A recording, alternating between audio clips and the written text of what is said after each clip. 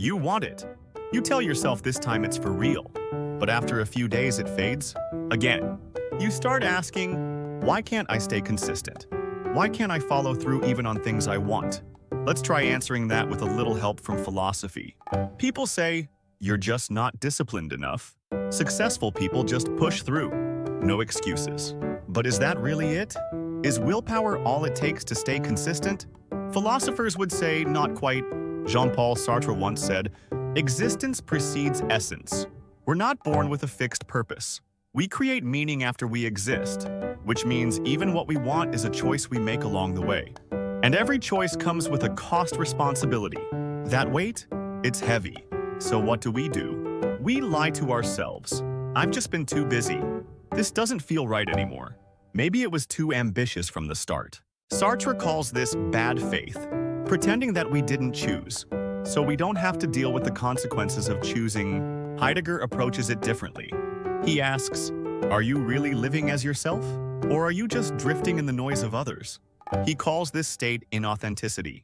When we define our lives by what others expect of us, and when that happens, even something you truly want can start to feel hollow.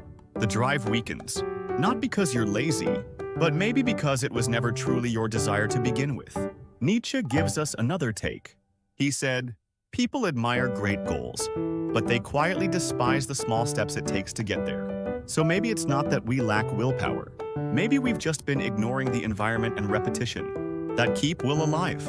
You tell yourself, I'm going to write every morning and publish my ebook. It sounds grand.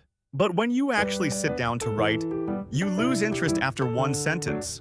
Nietzsche would say, the strong are those who honor the dignity of repetition. When you glorify the goal, but belittle the process, consistency collapses. Kant pushes even deeper. He asks, did you treat your goal like a moral law? Meaning, did you see it as something you must do? Or just something you do when you feel like it? For Kant, real autonomy means doing what you ought to do, regardless of emotion. Discipline isn't about desire, it's about principle. So ask yourself, did I want it emotionally, or did I want it rationally too? Sartre again, man cannot stand the weight of freedom, so he flees from himself. And that escape? It looks like procrastination, like quitting, like pivoting to something else.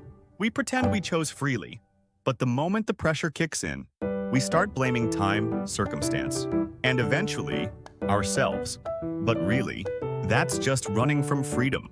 Accepting, I stopped because I chose to. That's the kind of honesty Sartre calls true existence. So why don't we stay committed to what we say we want? Maybe we didn't love it enough, not enough to take responsibility for it. Or maybe it was never really ours, just something that looked beautiful on someone else, and we mistook their dream for our own. So here's what we should ask instead. Am I ready to carry the weight of what I said I want? Do I love it enough to repeat it quietly, endlessly? If it disappeared tomorrow, would I still know who I am? The questions are simple. The answers aren't, and maybe that's why philosophy never starts with answers. It starts with better questions.